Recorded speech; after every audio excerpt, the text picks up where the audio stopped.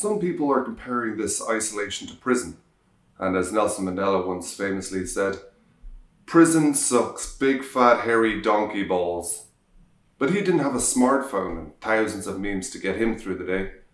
In comparison, we got it pretty good. Welcome to LockDown.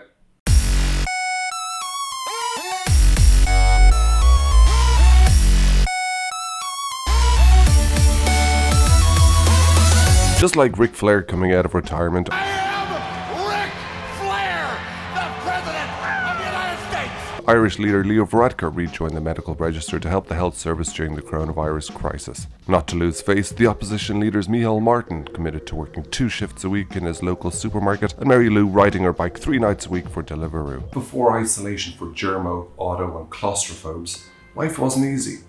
It's important to keep your anxiety levels down. Here's Emily Ashmore to give you her top tips. They say a hot drink cools you down. Following that questionable advice, we believe that pushing your anxiety levels to the absolute maximum will help you adapt in the current climate. Here are our top tips to fight anxiety.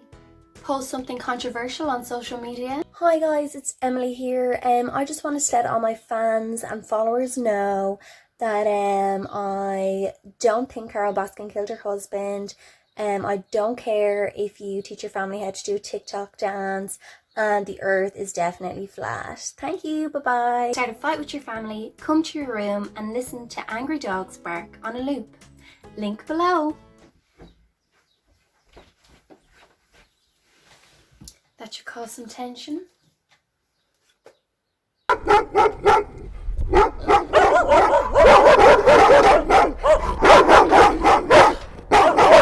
Lock yourself in your wardrobe and watch Requiem for a Dream.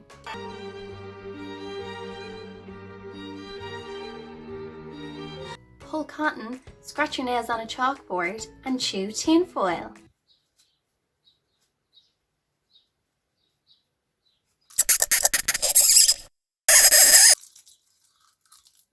Get blind drunk and start emailing people telling them exactly how you feel about them. Employers and ex-partners will really get you going the next day. The only time I ever think of you is when I'm at a shit party nobody wants to be at and they have those tiny little cocktail sausages and scent. And there you have it. Follow these tips and we guarantee you won't give a damn about corona, isolation or anything else. Stay safe. Nobody can tell us what to do with our time, whether it's baking banana bread, shaving our heads, or lifting spirits. Following advice can be a slippery fish, but at least we can trust the guys at the top. I think there were actually a few coronavirus patients, and I shook hands with everybody. I've developed mild symptoms of the coronavirus. And their in-depth understanding of the complex science involved. Supposing you brought the light inside the body, which you can do either through the skin or in some other way. The only true journey is the journey within. What if, like most of us, your brain is a cul-de-sac? Here's Rob Flynn to unplug your GPS and reset the coordinates on your system towards a more paper. It's a book review. Oh, hi. Welcome back to this week's book reviews, where we continue to read books so you don't have to. This week, we're going to be reviewing 3 books. Here, why don't you take a look? Little Women by Louisa May Alcott. A Quest for Women's Rights. Forgettable. Franz Kafka, Metamorphosis. A Man Turns into an Insect. Unrealistic. Wuthering Heights, Emily Bronte. A Story of Love and Passion. Dull. And there you have it, this week's book review. And just to recap, forgettable, unrealistic, and dull.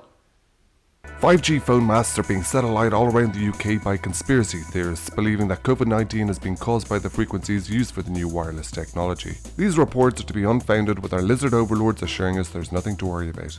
Santa Claus, those first precious words and the things they do. You just can't beat children legally. We all love children, right? Wrong. But some of us who do have children never expected to spend this much time with them. I mean, the idea of spending all day with a defenseless child you intentionally created is crazy. I mean, mama needs a drink. Mama needs a drink! Here's Sean Begley.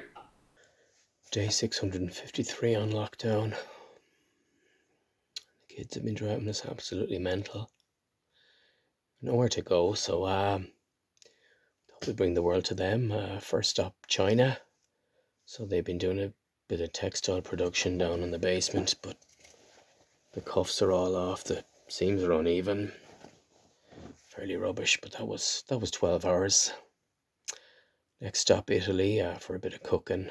I wouldn't call it food per se, more like something you'd find in a septic tank, but that was 4 hours killed. And also had passed the time. I've been popping these things I found in the medicine cabinet. I'm not quite sure what they are. Made me feel a bit weird, to be honest with you, but yeah. We've come to the end of the show. And remember, keeping a healthy routine is key to maintaining your mental health. To sign off the show, Rob Moriarty shares his thought of the day. Till next time, goodbye.